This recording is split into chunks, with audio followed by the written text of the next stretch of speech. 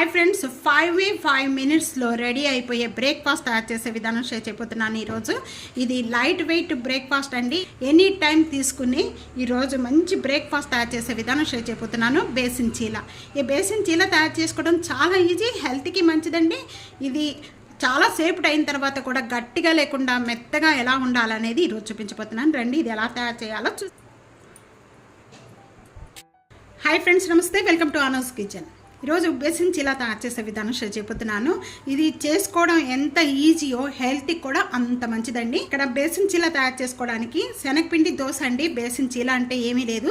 శనగపిండి దోశ తయారు చేసుకోవడానికి నేను ఇక్కడ ఒక బౌల్ తీసుకున్నాను. ఈ బౌల్లో 1 కప్పు శనగపిండి జల్లిచ్చింది దీనిలో వేసేస్తున్నాను. 1/2 కప్ అనేది గోధుమ పిండి. 1 కప్పు శనగపిండికి 1/2 కప్పు గోధుమ పిండి. ఈ రెండు యాడ్ చేసేసుకోవాలి. 1 టేబుల్ స్పూన్ సాల్ట్ యాడ్ చేస్తున్నాను. 1/2 టేబుల్ స్పూన్ పసుపు, 1/2 table spoon red chilli powder, 1/4 table spoon garam masala powder add చేసిన వెంటనే కూడా ముందు ఇదంతా కూడా బాగా కలుపుకోవాలండి. కొద్దిగా వాటర్ యాడ్ చేద్దాం. ఇక్కడ వాటర్ యాడ్ చేసుకొని మనం దోసల పిండి ఏ విధంగా కలుపుకుంటామో సాఫ్ట్గా ఆ విధంగా కలుపుకోవాలి. ఉండలేమీ లేకుండా ప్రెస్ చేస్తూ కూడా ఉండలేమీ లేకుండా సాఫ్ట్గా కలుపుకోవాలి. బాగా చిక్కగా ఉండకూడదు, బాగా పల్స్గా ఉండకూడదు. ఈ విధంగా కలుపుకోవాలి. ఈ టైంలో సాల్ట్ సరిపడిపోతే సాల్ట్ వేసుకోవచ్చు. ఇష్టమైన వెజిటేబుల్స్ అనేది దీంట్లో కలుపుకొని దోసగా వేసుకోవచ్చు అండి. మీకు వెజిటేబుల్స్ ఏమి కూడా ఇష్టం లేకపోతే ఈ విధంగా ప్లెయిన్గా కూడా వేసుకోవచ్చు. దోశను ఇక్కడ ఆనియన్స్ వేస్తున్నాను. దీంట్లోనే మనం దోశ వేసి పైన కూడా వేసుకోవచ్చు అండి. దీనిలో వేయటం వల్ల 1 సైడ్గా రావు, మొత్తం కూడా దోశకు అంతా బాగా కలుస్తుంది. క్యాప్సికమ్ పీసెస్ అండి ఇవి.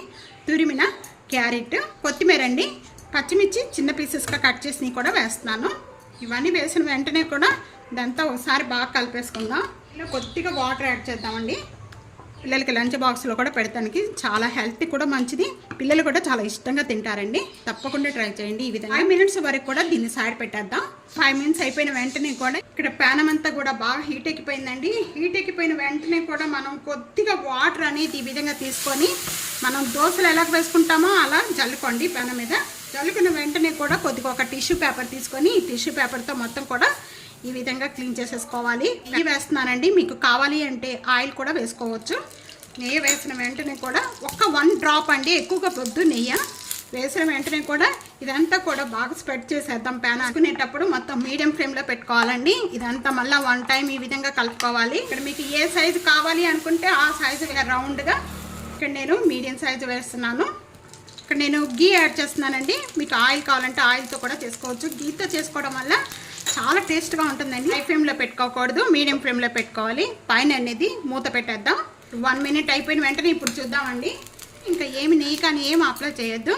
సైడ్ అంతా కూడా బాగా వేగిన వెంటనే కూడా కొద్దిగా మళ్ళీ నెయ్యి అప్లై చేస్తున్నాను. మంచి కలర్ వచ్చే వరకు కూడా వేయించుకోవాలి. మళ్ళీ టన్ను తిప్పిన వెంటనే కూడా ఇక్కడ నెయ్యి అప్లై చేసి మళ్ళీ మూత పెట్టేసుకుందాం. 1 minute అయిపోయిన వెంటనే ఇప్పుడు ఓపెన్ చేసి ఈ విధంగా వేయించుకోవాలి. సర్వింగ్ ప్లేట్లో తీసేసుకుందాం. ఇక్కడ నెయ్యి యాడ్ చేసుకోవడం వల్ల చాలా టేస్ట్ వస్తుందండి. బేసిన్ చీలా రెడీ అయిపోయిందండి. దీంతో పాటు మీకు ఇష్టమైన చట్నీతో తీసుకోవచ్చు. ఇదే విధంగా తప్పకుండా ట్రై చేసి మీకు ఎలా ఉందనేది నాకు కామెంట్స్లో తెలియజేయండి. సబ్స్క్రైబ్ చేయడం మర్చిపోతే ఫ్యామిలీతో ఫ్రెండ్స్తో వీడియోని షేర్ చేస్తూ వీడియోని లైక్ చేస్తూ ఉండండి. Thank you for watching.